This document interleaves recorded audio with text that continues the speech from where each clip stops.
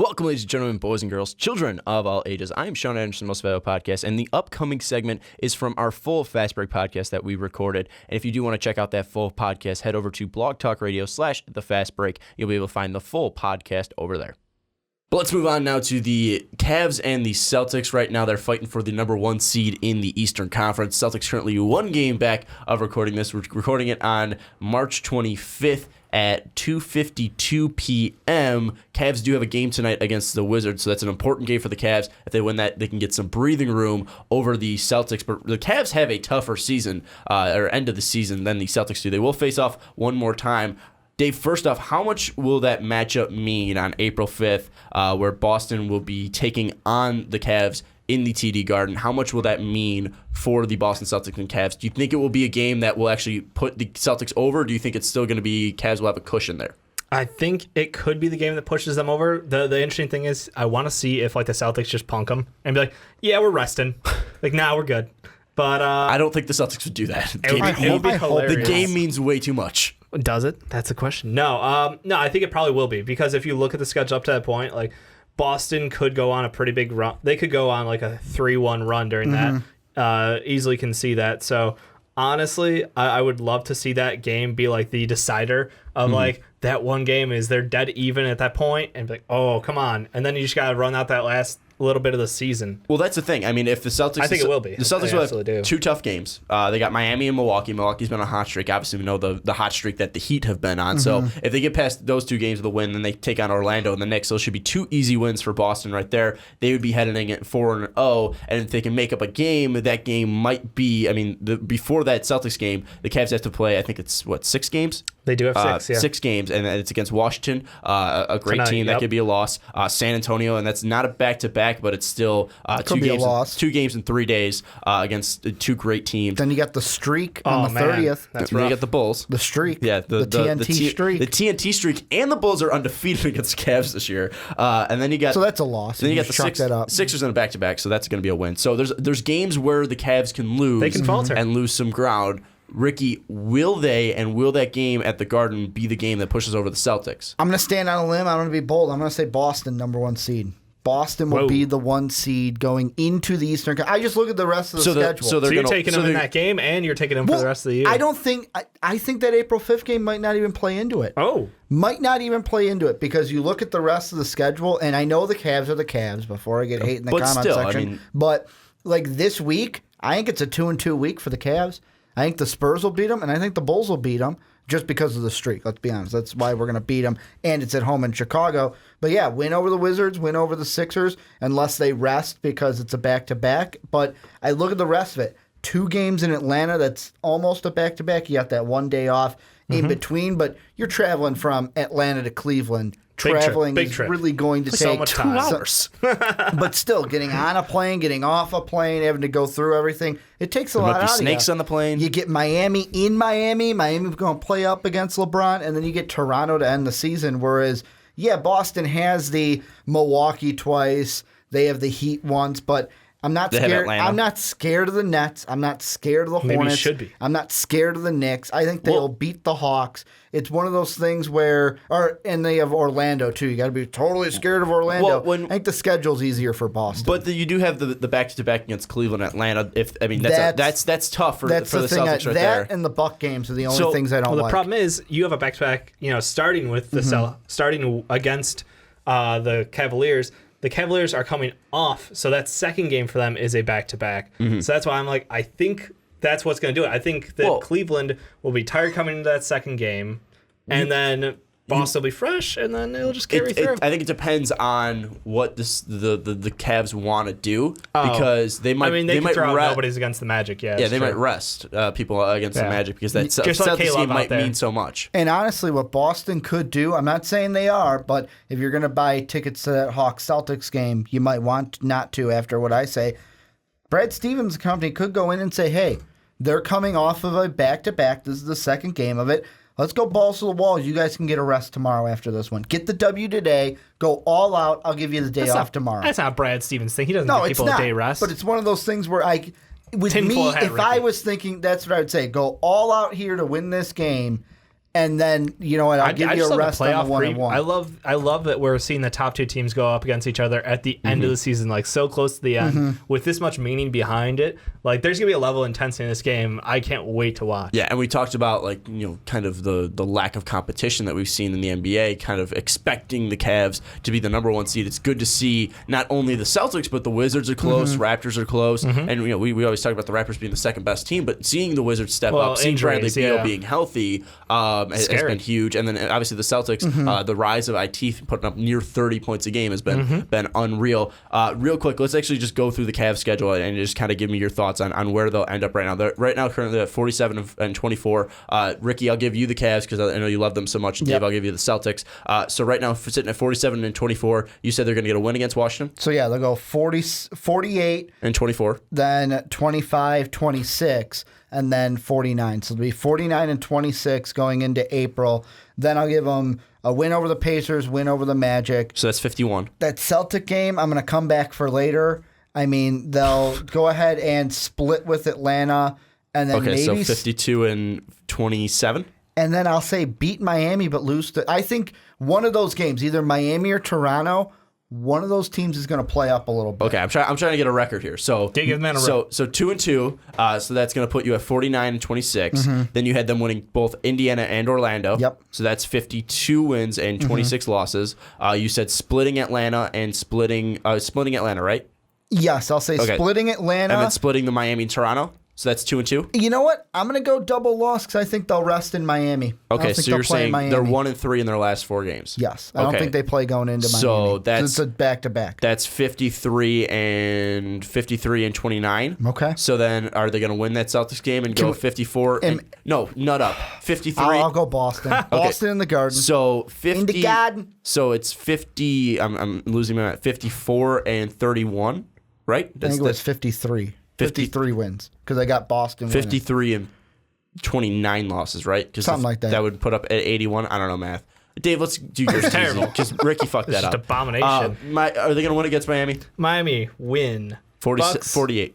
Loss. Because I just got to give it, they're going to split it. So. 48-27. Beat the Magic, beat the Knicks. 49.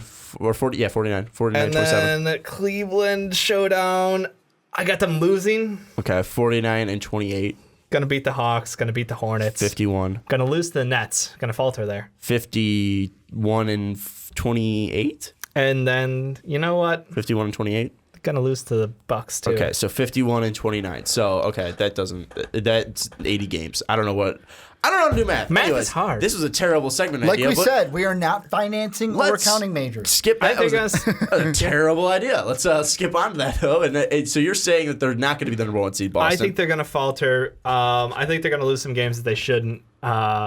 Just what it's going to come down to. This is why you don't do math live. So they're not going to be the number 1 seed. No, I got them faltering. And you say that they're going to be the number 1 seed. Celtics are going to take the 1 seed. So going to the playoffs, how much does that mean if the Boston Celtics do become the number 1 seed? And how much does that mean to both the Celtics and the Cavs if the Cavs are the number 2 seed? How much do you think that means? It means nothing to the Cavaliers up until the Eastern Conference Finals because the Cavs are that team where it's one. Wait, let me get to it, Dave, before you just give me your hand motion. I'm just what? In the first round and the second round, it don't matter who the Cavs play. They're going to win in the first round. If they go up against Indiana, not a chance that they win. Then it would be either Washington or Milwaukee, as of right now standings.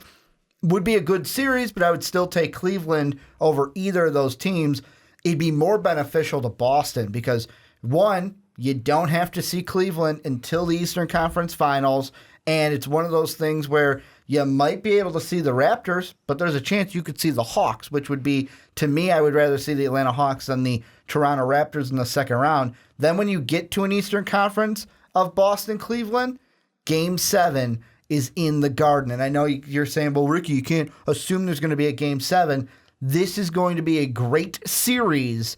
And it's one of those things where you always got to give the nod. It's one of those things like they always say. I hear it in the Stanley Cup playoffs more than anything else. It's not a series until the home team loses. And if you're Boston, just got to win your home games. So right now, if you're the Cleveland, you're not afraid that Washington's the 3rd seed. You're not afraid that in that second round matchup? It's a tough matchup, but I would still put the Cavs over the Wizards. I think if there's anyone that's going to knock off the Cavs, it's going to be the Celtics. And they're why the is that? only team. I look at, to me, it's the ferocity of this team, and when I watch them play, there's a certain level of hungriness that I see with the Celtics that I'm not saying the Wizards don't have a hungriness, but it's a different kind of level. Like the Celtics, they're a team where it looks like we're on the cusp of like, we want to go for it. And basically, it's like me and Dave mentioned last night watching the Bulls. I asked him, well, do you think Jimmy will get traded this offseason? And Dave goes, I don't know. Let's see how they play against the Cavs. Dave, going off of what Ricky's been saying about, let's say the Cavs fall to that number 2 spot, do you think that the Wizards give them less of a trouble than the Celtics ultimately do? Do you agree with what Ricky was saying there? Honestly, I think the Wizards are a little bit more menacing because of that 2-guard, because of Bradley Beal playing up this season, and they don't have a direct answer for that to counter, look, the way the Cavs are set up, I can honestly see like that being the worst matchup during the playoffs. And the big problem there is like, I want to see the big 3 mesh before the end of the year with Cleveland. Like I think it's plug and play for the most part, but I want to see a couple more games of all 3 of them out there healthy, going at it, going all out. But honestly, I don't even think home court matters because I don't think anybody's going to take them to 7 outside of a championship. Well, I think that I think if the Cavs fall to 2, I think it's actually best for them.